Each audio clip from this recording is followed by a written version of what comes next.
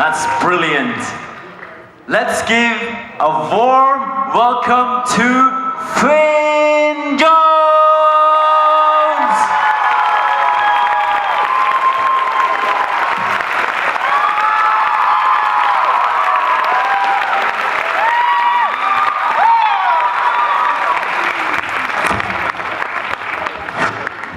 What's up? I got some badges, if anyone wants some badges. That's a very dangerous question to ask this crowd. Yeah, if you want some badges, just like come up and help yourself. I'm gonna put them here. Whoa, whoa, whoa. You're creating chaos, man! I'm here for an hour, so just like take your time. I'm just gonna put them out here. Before the chaos starts. Wait. Before the chaos starts, those of you who got questions for Finn Jones have to line on that microphone over there. Otherwise, you don't get to ask questions. That microphone over there, you have to line up. So yeah, you have to go there and line up. Yes. The microphone will not be dragged all over the place. Feed the pigeons. Line up. You guys are crazy, they're only badges.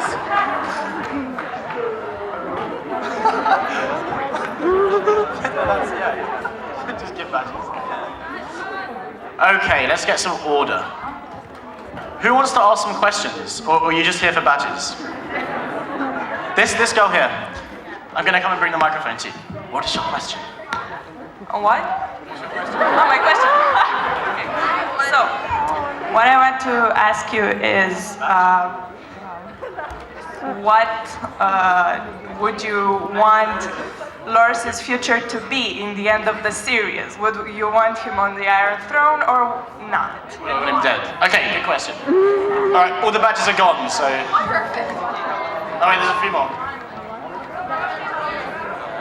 Could you please save a few badges for the people with questions, if that's possible?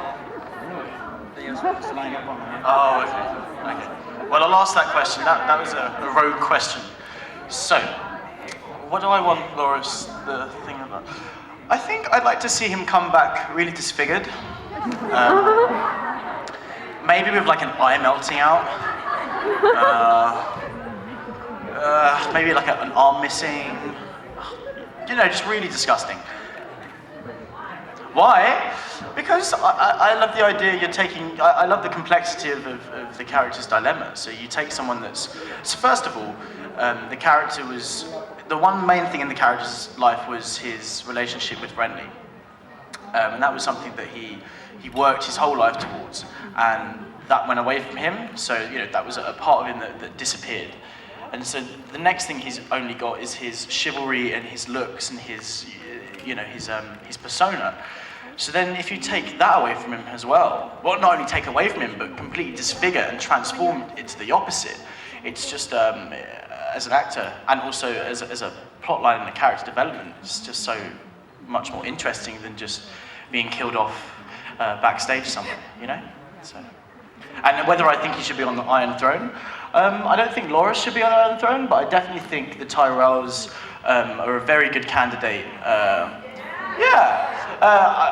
My friend Vlad that I met recently, he's a big Martell, House Martell fan, and he was saying that he thinks they should be on the Iron Throne. I guess like they're cunning and stuff, but the thing that the Tyrells have got is not only are they cunning, powerful, rich, good-looking, charismatic, it goes on. Do you know what I mean? They've just got all of it to keep the realm in place. So they go, huh? They have food. They have food. Yeah. Okay. Cool. Good first question. I think there's presents for like the best asked question as well. So the better question you ask, the bigger the prize. And so far, you're in the lead. Okay. All right, next question. Hello, Finn. Thank you for not having us here. Thank you for having me. Okay. This show has an incredible British cast, and you know, you see actors from stuff like Misfits and Skins in here. So my question is, when the show was Getting naked, hang on. Okay, take it off. casting process, was there a buzz around UK in the sense that you need to get on this? This is going to be an HBO show. It's going to give you a lot of exposure. Exposure. So wait a second.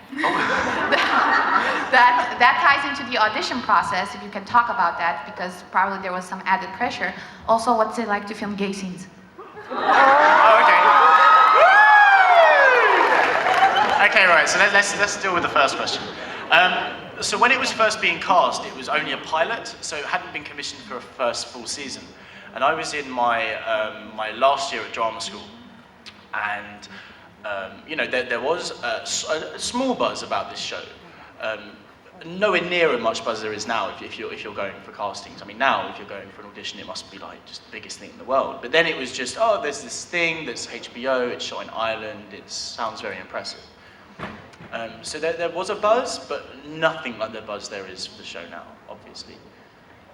Does that answer your question?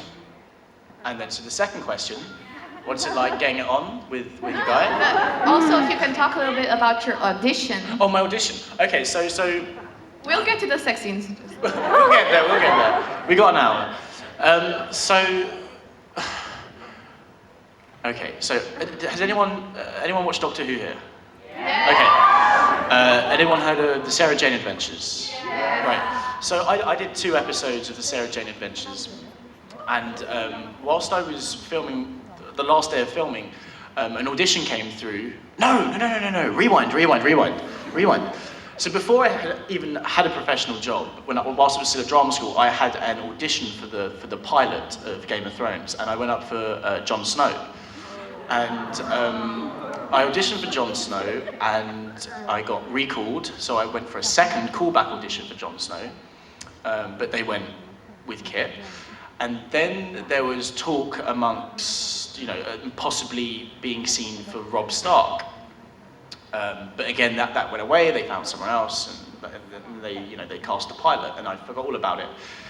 So fast forward 6 months' time, I've just finished filming Sarah Jane, and I get a call from my agent saying, oh, so they've decided to commission Game of Thrones for a full season, and they want to see you for the role of Sir Loras. So yes, I was like really happy, but it was the next day, so I only had a day to prepare, for what is a huge audition, and I was in Wales, and the audition was in London, which is like hours apart. So I had very little time to prepare. I went to the audition, I was very underprepared, I felt underprepared, I felt like I really messed it up, and I left the audition thinking that I completely screwed up my chance of being in the show.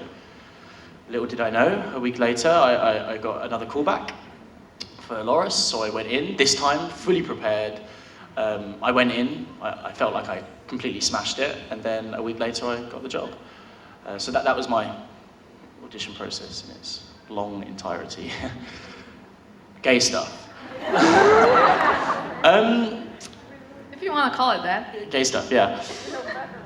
Great. It was really amazing working with Gethin. I think any kind of intimate scene, whether it's gay or straight or whatever, when you're being intimate with someone that you don't naturally have those feelings towards when you're putting it on, it's an intense process because you have to be in the moment.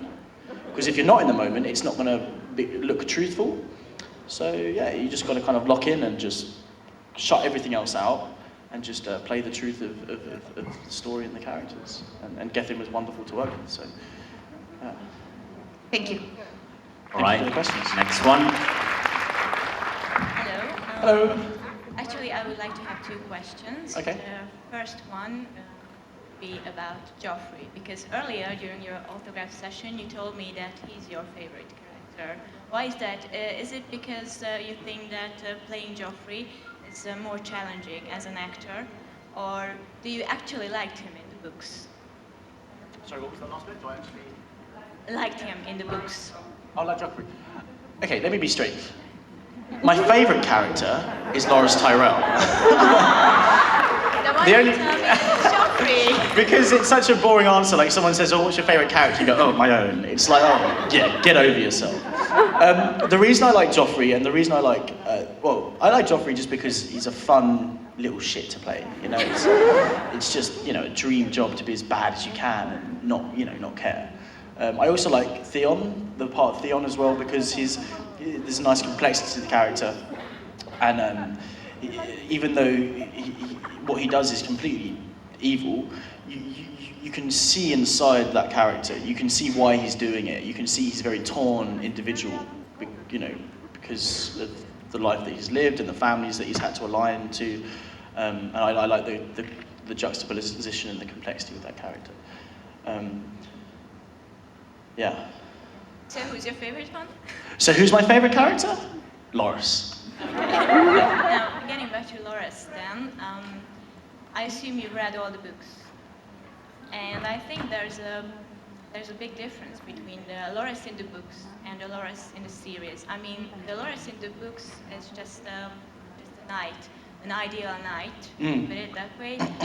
He has knightly valors, and he embodies all the knightly valors himself, and that's all.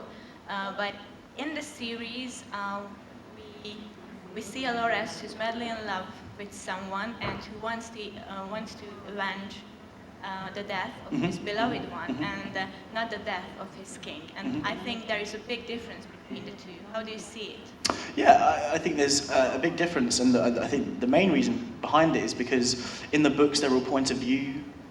It's all point of view. And what the show does is it allows you to really get in depth with all of the characters outside of just one person's point of view.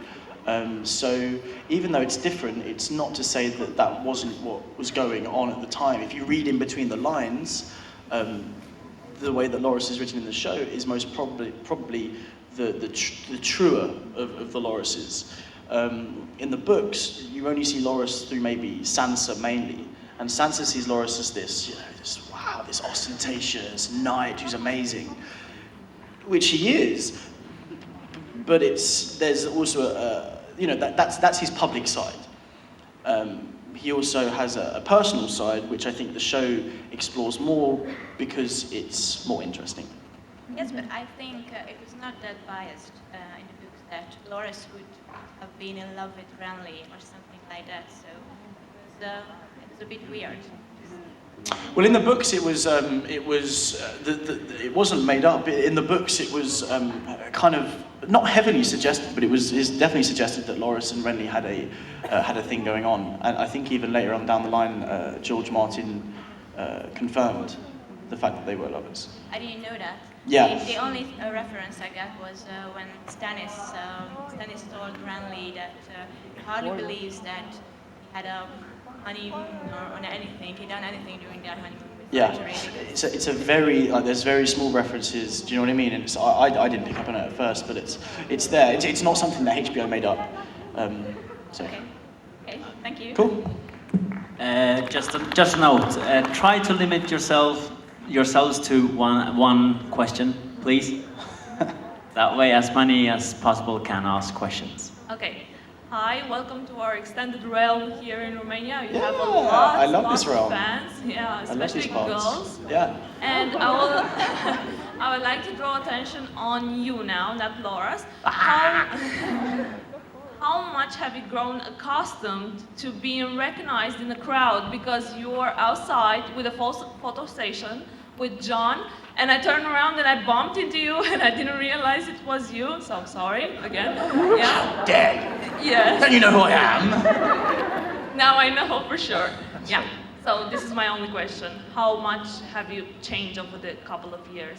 It's interesting you say that, because I have friends that ask me that as well. And I will come in the front. Oh, great. It's like so bright. How does it change you as a person to become known? I don't know, not that much. It depends how you perceive things. If you let it go to your head and you let it inflate your ego, then yeah, you're going to become a complete dick. But I just see it as an extension of getting to reach out and meet more people, to find out about more people. It's not so much about people knowing about me, it's me knowing about other people, getting to go to these different countries and just exploring more of the world and the people that live in this world. So for me, it's not a one-sided. This fame thing isn't a one-sided thing. You can make it a one-sided thing, but you'll be worse off for it because it's an illusion. Fame is an illusion. So yeah, I enjoy that people recognize my work and recognize the show and love it because it opens up conversations, it opens up connections.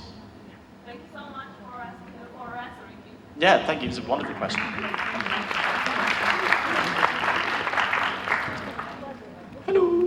Hi, I'm nervous. I'm sorry, I'm very nervous. You're nervous? Thank Breathe. you.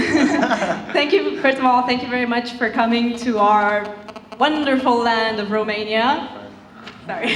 Sorry, my phone's interfering with stuff. And my question is, I've heard some things that Loras may work with Jamie in the future, and also the fact that he may be mourning after Renly's death. How do you think he would rebound his lost love on Jamie? Well, this is an interesting question, and it's something that I've been seriously thinking about. I don't know what the writers have in store or whatever, but from a personal point of view, knowing Loras as I do, if any one of you here, God forbid, ever lost someone that you love so much, and then someone comes along that is kind of like very similar, naturally you would be, even if it's not overtly there, you naturally would kind of have these weird feelings. And even if you mask these feelings up by being an arrogant dick, as Loras is to Jamie in the books, you know, he suddenly becomes like, you know, well, I'm the best knight here, and they, you know, and obviously Jamie sees through this because he's grown up. But maybe what stems from those actions of arrogance and one-upmanship is maybe some kind of suppressed rebound feelings, maybe. And I think if you know, I think from an actor's point of view, thinking about a character, that's a really great thing to get into, just because it's just nice and complex and it makes the character more three-dimensional. So maybe, but who knows? But I think it's a wonderful thing to explore. Also, one last little question. What would you suggest us to expect from the new season? Okay. Because you've already filmed Yeah, it. I can't say much. I can't say anything. But it's fucking amazing. You amazed? It's so amazing. Like, season 1 was good. Season 2 was great. Season 3 is unbelievable. You're going to be so excited. Thank you. And yeah, the Tyrells. Oh my God. I mean, if they're not your favourite family, but by the end of this season, then I don't know what show you're watching. Yes. Cool, thank you. Hello. Hi Finn, it's great having you here. Thank you. I have a question and an invitation, promise I'll be brief. First of all, I'm from HBO Romania. The question will be, have you ever asked George R.R. Martin to spare your character? I mean, please leave him alive. Yeah, I kind of said to him, hey, so George, like, so what's Loras' fate? And he wouldn't tell me a thing. Of course. And the invitation for you and for everyone here in University Square, HBO Romania has prepared a show. It's like the dragons will come to life, literally.